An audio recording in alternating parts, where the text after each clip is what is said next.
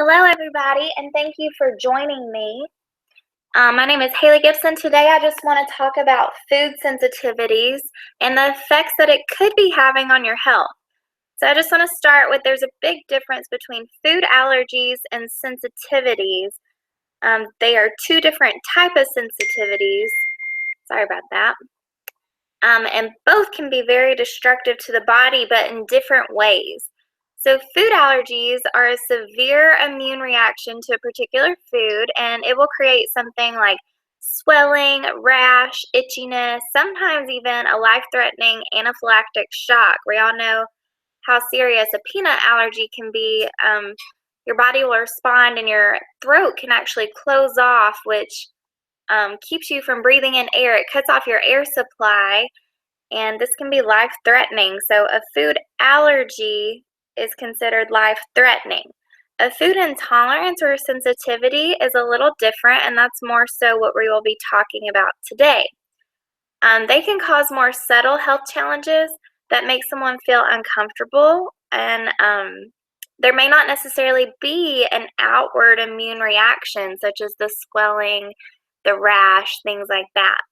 So food intolerances can often lead to elevated levels of whole body inflammation, and this can result in fatigue, joint pain, brain fog, digestive disturbances, headaches, and other subtle symptoms. Many people go through their whole lives without ever understanding how food intolerances can lead to these health challenges. They never suspect that the food they are eating every single day is silently killing them, and their doctors never advise them to look at how they are responding to their diet. For instance, eggs are considered a really healthy food, but some people are intolerant to eggs, and if you have inflammation going on in response to eating eggs or some other food, then this can cause inflammation. So it's important to identify sensitivities. So a little bit about me before we go on. My name is Haley Gibson. I'm a registered nurse and functional nutritionist. The picture up in the right upper corner is myself. I do work for Exodus Health Center and drjockers.com. Dr. Jockers and I both take on clients and help them change their diet to reach their optimal functioning and optimal health goals. So to the left, you can see myself with my fiance's family. This was Christmas time. Down below that, you can see us with my family for Christmas time. And then to the right of that, there's a picture of a big group of people. This is us on our social outing of the week. We go to the mountain challenge on Kennesaw Mountain. We run the mountain, do a lot of exercises in between our running intervals, and it's a great place to meet like-minded, healthy individuals. We have a great time with this. And then the last picture is my sweet little dog, Rebel. He's a boxer, and he's precious. So let's jump into the topic. True food allergies are estimated to affect about 4% of adults and over 5% of children. Clinicians and researchers are concerned about the increase in allergies in children over the last 20 years. There has been an 18% increase in food allergies in children since 1997, which I found very interesting. That's quite a significant increase.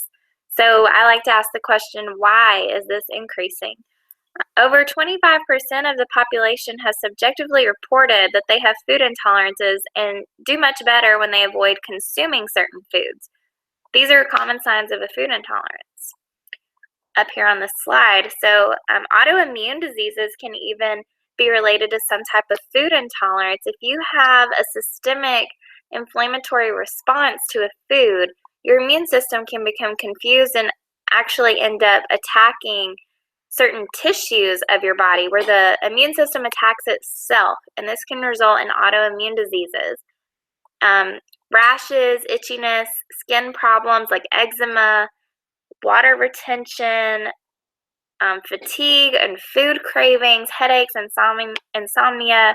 Dark circles under your eyes may even be an indicator that you're not responding well to something that you're eating. So I just want to talk a little bit about the most common food intolerances. So wheat, all gluten products, including barley, rye, kamut, and spelt, I probably did not pronounce Kamut right, but gluten typically creates some type of inflammatory response in our bodies, and this isn't just because, the original gluten product was necessarily bad for us, but the bread we're eating today is not the same bread that was created by Mother Nature thousands of years ago. It's just a totally different product, and the gluten in our wheat products now are actually harmful, and they're considered sticky and can tear apart our digestive systems. Some people tolerate gluten fine. It's definitely not everybody, but I have found it very common that when people remove gluten for even just 30 days, they notice a reduction in their overall symptoms, such as fatigue and bloating being the main that I've noticed. Soy, fish is actually a common one, shellfish, eggs, dairy is very common, peanuts, and any kind of tree nut. So it is advisable for people to avoid gluten, unfermented soy, as this does contain estrogenic properties, but fermented soy, such as tempeh, this is okay effects on estrogen as unfermented soy products do. Peanuts and pasteurized dairy, the health risk far outweigh any health benefits from these foods if you have a sensitivity. So it's just something to try. Take these foods out for 30 days, see how you feel, and then you can slowly add them back in one at a time. And we'll talk more about this in a minute. So as a clinician, I see so many individuals that have food intolerances and sensitivities that cause an inflammatory spiral and worsening health. So this is primarily caused by damage to the gut microbiome, and this can result in something called leaky gut.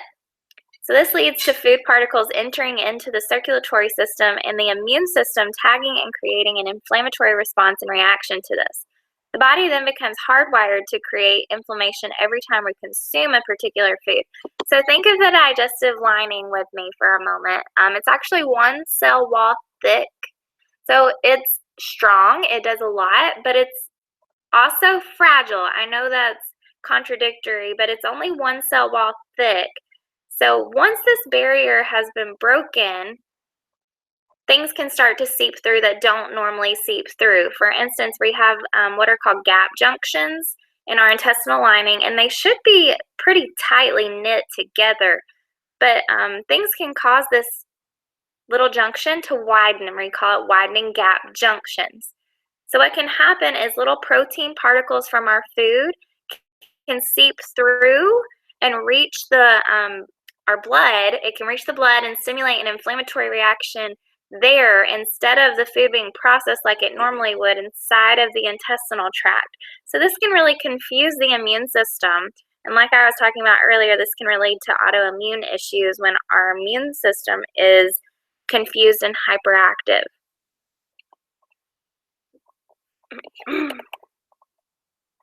I skipped this one.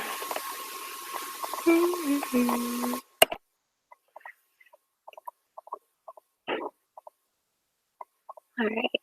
So if you have a food tolerance or sensitivity, then the food will cause a stress response when you consume it. This is because the body has identified it as a threat to your body and will initiate a mild or moderate immune response when it is consumed. So when the body is under stress, it activates the sympathetic branch of the autonomic nerve system. This signals for a fight or flight response where the heart rate goes up, the blood pressure goes up. So understanding this fight or flight response, you can use a simple pulse test that uses biofeedback as a free, non-invasive test to measure your level of sensitivity. There are a number of food sensitivity tests that you can have done as well if you want to spend the money and have something more in depth. We'll talk about that in a moment as well. So this is basically showing us the breakdown of all the things that can tear down our gut lining that I just spoke about. So drugs are a big one. Drugs like ibuprofen or antibiotics, some type of infection. I noticed that a lot of people who go to another country and end up getting infection, they have digestive disorders from the moment they went to that country to chronically it lasts for a while. And they have a really hard time restoring their health. So an infection is something to be aware of that long term you may never fully recover unless you take the necessary steps to rebuild your gut lining. Neurotransmitters and enzymes, any kind of nutritional deficiency can result in a decrease in the neurotransmitters and the enzymes, which can result in tearing down of your digestion tract lining. Okay, so now I want to talk about testing. In order to do the biofeedback test that I just spoke about, what you'll do, first I recommend taking out the foods for 30 days. This allows your body to reset and not have a response to these foods for 30 days. And then you want to take one food.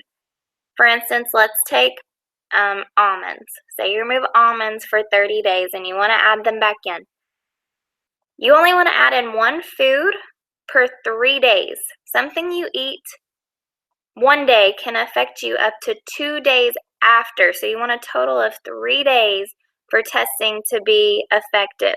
So what you will do is you'll add in the almonds on day 1. You can eat the almonds all day, with multiple meals, and then you take it out for the next 2 days. And you'll monitor things such as the first thing you'll do is when you put the food in your mouth, you hold it there and you'll test your resting heartbeat.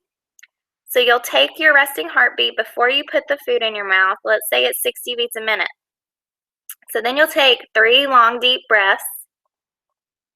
This kind of relaxes your system. And then you'll take the food in question and place it on your tongue and let it sit there for 20 seconds. And then you do relaxed breathing, and then you'll test your pulse again. So just a little recap. Step 1, we're going to sit down and relax for 5 minutes. Step 2, take 3 long breaths. Step 3, test a 60-second pulse rate. You can count it using your carotid artery in your neck. This is accurate. Step 4, you can take 3 long deep breaths again. Then you're going to put the food in your mouth and wait for 20 seconds. You're going to record the pulse with the food item still on your tongue. So you're going to count that resting heartbeat again. So then we're going to check the difference between your original heart rate and your heart rate with the food in your mouth. So a negative response, if you have a difference of just 1 beat or no beats per minute, this does not indicate that you are responding negatively to the food. So however, if you notice that you feel awful every time you eat the food anyway, then maybe you should continue avoiding it. But this is a pretty accurate test.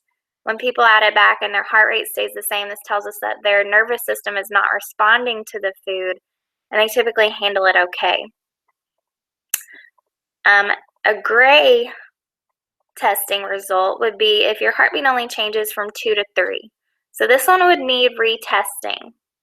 A positive would be if your heart rate increases by 4 or more beats a minute. So what I would have you do is retest it, see what happens. If you get the same response, then you should avoid this food for at least 6 more weeks before trying it again, and really focus on rebuilding the gut lining. So other things you may notice, like I said, if you eat something today, you can still notice the effects for the next 2 days as well. So you want to keep a journal and really log how your digestive system is functioning, any changes from your normal in your energy, your mental clarity, digestive function, so bloating, gas, pain, etc., all those kinds of things.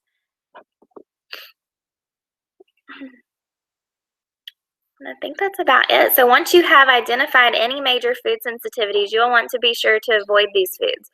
If you continue to consume them, they will lead to further destruction of the gut membrane, your adrenal glands will be stressed out, and chronic symptoms may continue to exist. This can also accelerate the disease development. It is a vicious cycle when you have something out of whack, say your intestinal tract, the membrane is broken down, and you're not absorbing nutrients properly, and you're chronically stimulating your immune system. This results in a vicious cycle and will only continue to worsen until the food is removed and the gut lining is rebuilt. You may be able to reintroduce some of these foods once your gut is healed and your immune system has calmed down. You can begin by following our diet plans that we have. You can go to drjockers.com and look up the Supercharged Energy Diet. This is a great one to start following. It lays out your healthy fats, your good quality proteins, and vegetables that are really great, and pretty much how we lay out a diet plan for our own clients. You can also incorporate intermittent fasting and fermented foods. You absolutely need fermented foods and probiotics to restore the tone and balance to the digestive system. So you're going to extract nutrients from your foods by a healthy gut microbiome. We have other videos that talk more about that, but you must have good gut microbiome for a healthy digestive system. So this is myself and Dr. David Jockers. We do work locally as well as long distance. We create customized plans for people, and we offer nutrition and lifestyle coaching. We'll sit down with you and discuss in depth what you're doing lifestyle and nutrition-wise, and we'll see what changes we can make to give you that optimum functioning that you're wanting. Once again, the website is drjockers.com. There's a lot of free information there that you can go look up, different articles, and then you can also email me at nutrition@drjockers.com if you would like to ask any questions or set up an appointment. So thank you for joining.